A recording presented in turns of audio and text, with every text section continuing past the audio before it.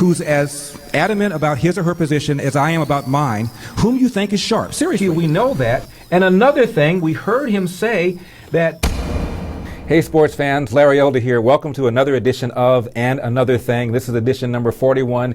Can you believe it? They haven't stopped us yet. If you'd like to be an Eldorado, go to LarryElder.com, sign up, you'll become an Eldorado. What do you get? You get a copy of Michael and Me, my feature-length documentary that explored the Second Amendment, where I ambushed Director Michael Moore, and 3 times I asked him how often Americans use guns to defend themselves, and 3 times he responded in ways that were not responsive. I think you'll enjoy it. LarryElder.com. Now for the show. I want to talk about 2 things today, Syria and also the use of the N-word. Let's start with the latter first.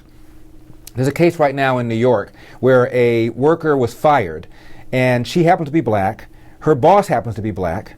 And her boss went into what she said was a 30-minute rant on the N-word this, the N-word that, the N-word this, the N-word that, referring to her and talking about how he felt that N-words were irresponsible, this, that, and the other. She felt offended, and she took him to court. And the judge ruled that just because she's black and just because he's black, and the fact that he used an N-word towards another black doesn't mean that the N-word is not offensive. It is still offensive, even if a black person says it, particularly the way this particular employer said it to this employee. Now, why do I raise this? I raise this because I cannot tell you how incredibly stupid hate crime laws are.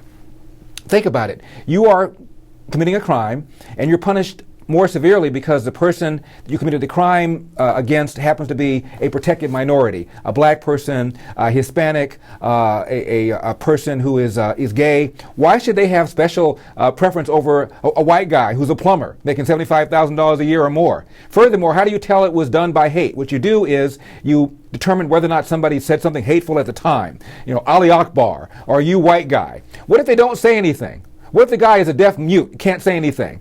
He can't be hateful? I mean, it's ridiculous. And then you go back and you find out the guy has black friends, and therefore he can't be a hater. Obama's already said that he does not support regime change in Syria.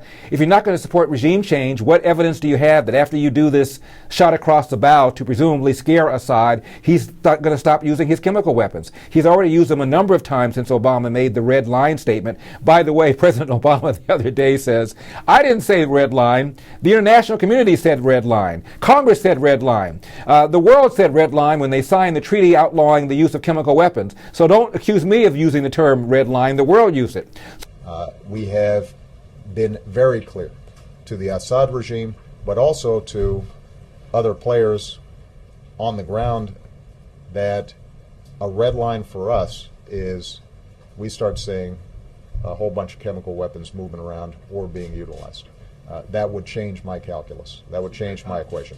It's somehow under, it's safe. In a situation this volatile, I wouldn't say that I am absolutely confident. What I'm saying is we're monitoring that situation very carefully. We have put together a range of contingency plans. We have communicated in no uncertain terms with every player in the region that that's a red line for us, and that there would be enormous consequences if we start seeing movement on the chemical weapons front or the use of chemical weapons. That would change my calculations significantly. So, all right. Thank you, everybody.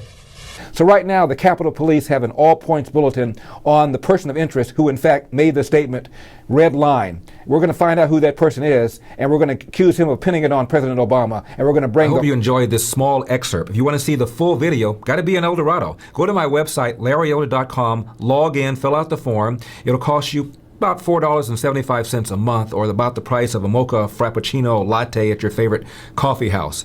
As you can tell, I don't like coffee. I'm a tea drinker. See you next time.